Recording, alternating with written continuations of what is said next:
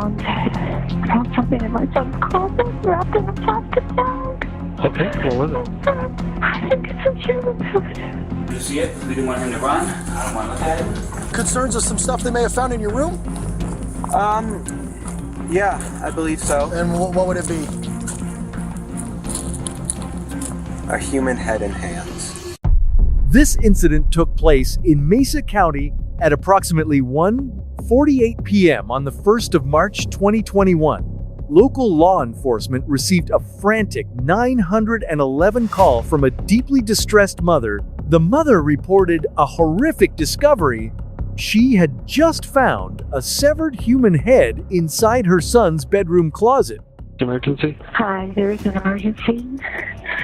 I found something in my son's closet wrapped in a plastic bag. Okay, what was it? I think it's a human food. It's a what? I think it's a human. Why do you think it's that? Because it looks like it's all an ear. Is it bloody or does it like anything like that? I just need to come. Do I have to take a picture and send it to you? What? Is the bag still in the closet? No, it's in my kitchen sink. And there's a secondary bag that I have not opened. It's currently covered with a towel. And there's a It's second obvious bag? taking, yeah, there's a second bag that I don't know what's in it. I didn't open it. I'm sorry. Did he take the second bag out of the closet? I took the second bag out of the closet and put it in the sink. Where's Brian now? I think he's still outside. And you're in the backyard now? I am, yes, because I don't want him to. A heavy police presence quickly descended on the property, establishing a perimeter to investigate the gruesome crime scene. So, parents have some concerns of some stuff they may have found in your room? Yeah, I believe so. And what would it be? A human head and hands. Brian appeared disturbingly proud as he casually admitted to the officers that there was a human head and hands hidden inside his bedroom. Okay. Do you have anything on you? He's gonna cut, poke, hurt, stick me anything without reaching for nothing? Don't reach for nothing. My phone and my wallet, that's okay. it. Well, I'm gonna have you face that way. Put your hands on top of your head for me real quick. I just want to make sure you interlace your fingers for me real quick. Okay. I'm gonna have you walk over here. You're gonna sit in the back of my partner's patrol car for a minute, okay? Not yet. Okay. Just sit back there and hang out for me, okay? Cole. Can you walk me inside, please? Let's walk you all through this, what happened in the beginning. Okay. Let me do it. You go inside. Well, let's stay out here with me for a minute. Sit down. This woman, who was on the verge of collapse, was the one who called the police and was also the mother of the suspect, Brian. Come on, sit down, baby. Can I go in there and verify here first? Oh, yeah, please. Let me We go haven't through seen that. it. Yeah, we Okay. haven't looked at it. It's under the towel in the sink. Okay. Yeah, and yeah,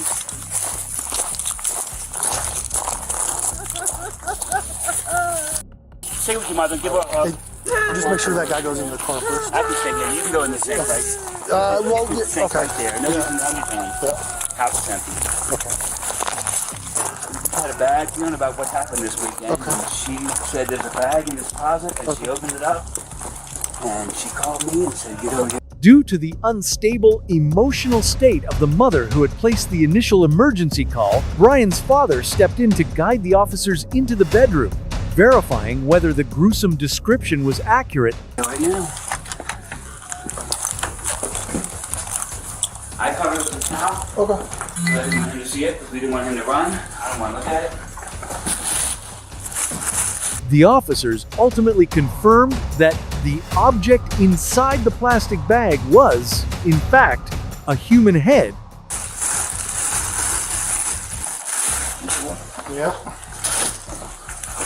Just sit back there and hang out for me, okay? How are you? I'm good, sir. How are you? You said your name's Brian? Yeah. I'm not feeling too well. You're not feeling too well? All right. No, these past few days I've been very, very anxious. That's understandable. So what we're going to have you do here is I'm just going to have you sit in the back here, okay? I'm going to turn on the air for you in a second. That way you're not too hot. Are you a hot-blooded or cold-blooded kind of guy? I am very cold. Even at this moment, Brian continued to crack jokes with the officers. He used a dark pun to boast about his cold-blooded nature, demanding that the temperature inside the patrol car be turned down. Oh, actually, sorry. Hot-blooded. Hot-blooded. So you prefer the cold. Okay, fantastic. All right. So hop in here. I know you're tall, so it's a little bit of a tight squeeze, but like I said, I'll get that air on for you. Sorry about that. All right. All right, Brian. We're headed to the sheriff's office, and your family's going to go with us, okay? On the way to the police station, the suspect abruptly remarked, "Right under this bridge?" Although the officers didn't react to his comment at the time, Brian later confessed during his interrogation that he had dumped the remainder of the victim's body under the very bridge they had crossed, prompting law enforcement to immediately launch a search operation. Oh, you see it? Yeah. Because there's an arm. Hey.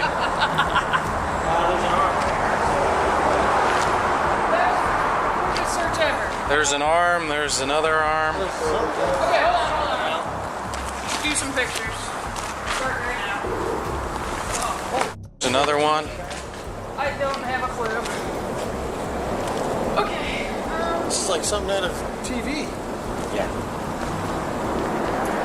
Just having a discussion with the deputy chief about how these kids don't have any remorse.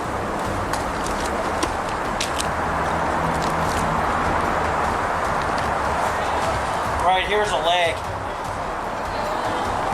Well, it could be the upper arm or a leg. Well, there's 3. There, and there. Pieces down there, I mean. A patrol guide to yellow tape it and then hold it, because the potential is that there's a secondary by the boat launch. Yeah, I would think so. Well, we 'cause can if run you out wanna there go, and look at that, and then if you guys, we can just ask for a. I'm switching to primary, hold on. But if we can get the lab out here, that would be. Back in the interrogation room, the suspect's mother suddenly recalled that the previous night, her son had allegedly driven his car into the river, prompting her and Brian to call the police for assistance. This your son right here? Yep. Hey, partner, you want to come out and talk to me real quick? Sure, I Appreciate mean, it, man. I'm really cold. Is it okay if it's in here? Because That's fine. Because he had Okay, that's fine. I did not know that. No, please stay in the car. All right. Nobody else in the car? Nope. Okay. Just us. I'm the father. That's the mother. This is our son. He just called us Sounds 20 good. minutes ago and said, "Dad, I parked at the boat ramp and I messed up. I tried to get out of the car and slid down." Well, you're not hurt, right? You're okay? no, just a little Okay. cold is all. Beside your pride a little bit. And probably $7,000. Okay. All right, man. Do you have your ID with you, driver's license by any chance? Thankfully, What were you doing down here, bud? well, I felt like I needed to get out. Like, Brian told the officers that he had parked at the boat ramp and accidentally backed his car into the river. Throughout the entire interaction, he laughed and appeared completely at ease. The officers had no idea that the young man before them was actually en route to dump the remainder of the victim's body, only to accidentally drive into the river in the dark. However, shortly after Brian returned home, law enforcement quickly uncovered the anomalies. Hey, quick question for you. Sure. So the back bumper, I don't know, you can probably see it from here. It's a lot of red on the back of that, dripping down it all a little bit. But underneath the license plate, a little area right there. Okay. Okay. A lot of red, which means looks like blood. Blood? Yeah. I don't know if did your son hurt himself on his I way out don't at all? know. He might have. He just didn't know it. I don't know. That's why I'm asking. It's a good question. He's at home. Is he make sure he's not got a cut or Just put his phone to bed. something out on him somewhere that he's not aware of? Maybe because his adrenaline was a little high. Maybe just have him do like a self-check, make sure he's okay. hello? Brian, are you okay? They see blood on the back bumper of the vehicle. Really? Yeah, did you get hurt? No. Are you sure you don't have any injuries? No, I'm fine. There's blood on it? What? We're not sure. We're not sure. It's a red, something red It- underneath the license plate. similar blood stain. Oh no. All right, but you're not injured. You don't have any cuts. No, I don't know what would cause blood or just whatever it is on the bumper. But you're not injured. No, I'm not injured. Although officers discovered bloodstains inside the car's trunk, Brian smoothly deflected by explaining that he had recently participated in a special effects makeup training course, claiming the mess was merely spilled fake blood. The responding officer that night completely bought his explanation, allowing Brian to slip under the radar without further suspicion. How did you get here? I murdered someone. Okay. So start back at the beginning and go slow and tell me as many details as you can remember. So, Because, I mean, I'm already going to jail for this 15 years, probably. I have no idea.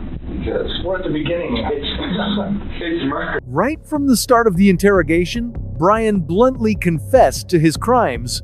Typically, investigators must employ a range of psychological techniques to break down a suspect's defenses and secure a confession. However, Brian's behavior was a textbook response of a personality disorder nevertheless. To qualify for a reduced sentence or an insanity defense, Brian had to meet strict legal criteria under state law. I mean, I'm going to jail for 20, probably, but, so I figured, why fight it? Okay. So what's important to me is to learn as much about you and what you did as I can. Well, As many details as you can give me, the better. I drive a 2007 Ford 500. Okay. And I keep a small 18-inch bat in there for self-defense. Okay. And a large kitchen knife in the glove box, both for self-defense, because I don't really trust anyone, or really any part of this town, so that's why I have both.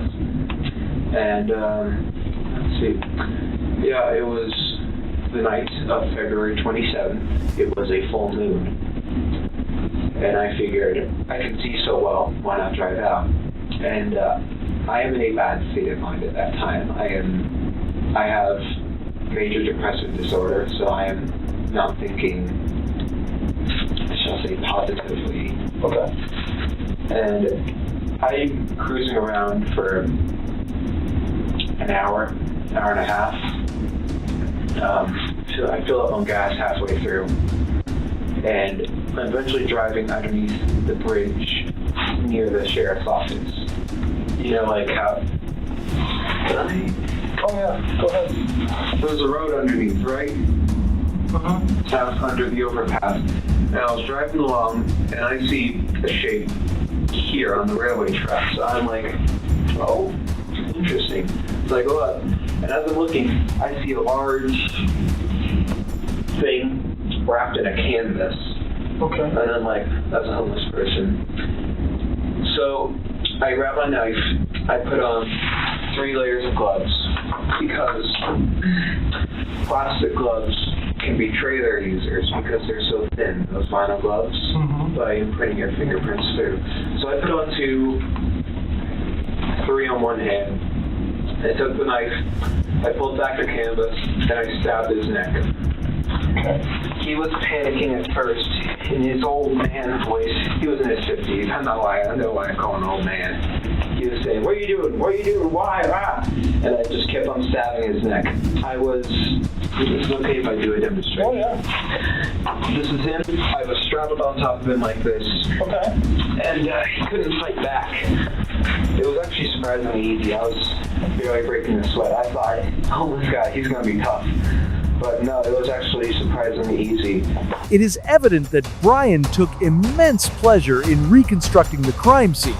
Eager to share the details of his brutality with the investigator, this behavior is a hallmark of narcissistic personality disorder, characterized by extreme egocentrism and an excessive need for a sense of superiority. Consequently, individuals with this condition view violent acts as a means to assert power and dominance, leaving them feeling profoundly proud of their crimes.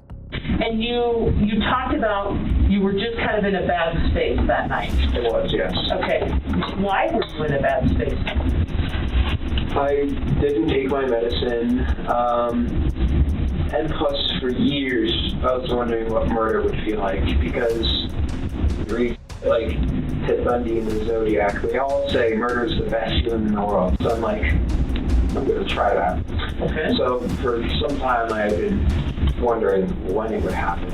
I always knew I would be in this building, whether it was as a criminal or a police officer. According to records, Brian had a long history of mental illness, having been diagnosed with major depressive disorder, ADHD, and autism, which required long-term medication.